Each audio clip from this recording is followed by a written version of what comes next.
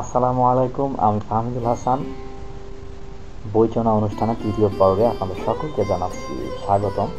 তবে প্রথমে বলে নেওয়া ভালো, আজকের বইচনা বিগত দিনেরগুলোর মতো অবশ্যই হবে না। আজকে একটু ব্যতিক্রমধর্মী বইচনার আয়োজন নিয়ে আমি এসেছি। অন্যান্য দিন যেমন একটি পার্টিকুলার বইয়ের রিভিউ আমি দিয়ে থাকি, আজকে তেমনটি দেব না। আজকে আমি চেষ্টা করব অনেকে আমার কাছে যে ধরনের প্রশ্নগুলো করেন সাধারণত সেই প্রশ্নগুলোর উত্তর দেওয়ার।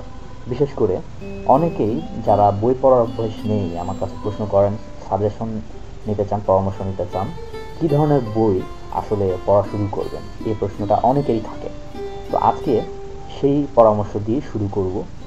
কিছু বইয়ের নাম আপনাদের সামনে আমি নিয়ে আসবো যেগুলো আপনারা পড়তে পারেন এবং যে বইগুলো পড়লে আপনার মাঝে সাহিত্য সম্পর্কে একটা আগ্রহবোধ তৈরি হবে।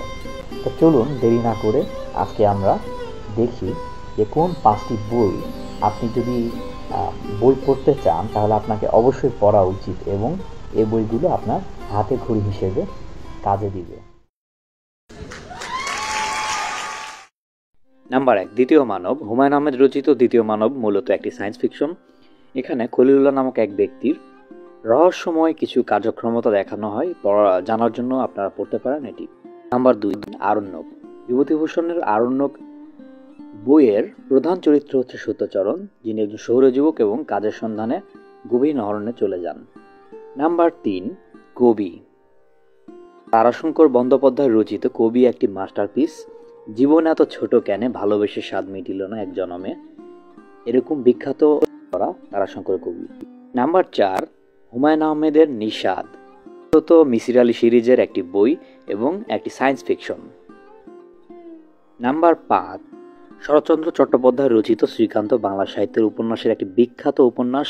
এটি মূলত শরৎচন্দ্রের একটি আত্মজৈবনিক উপন্যাস। তার জীবনের ছোট থেকে বড় অবধি নানা দিক এই উপন্যাসে আমরা দেখতে পাই। আপনারা হয়তো অনেকেই এই বইগুলো পড়েছেন বা কেউ কেউ দু একটি পড়ে থাকবেন। আমি অনুরোধ করব সবগুলো বই আপনাদের পড়ে শেষ করার জন্য। বই পড়া অনেক ভালো অভ্যাস, বই পড়বেন। ধন্যবাদ সকলকে।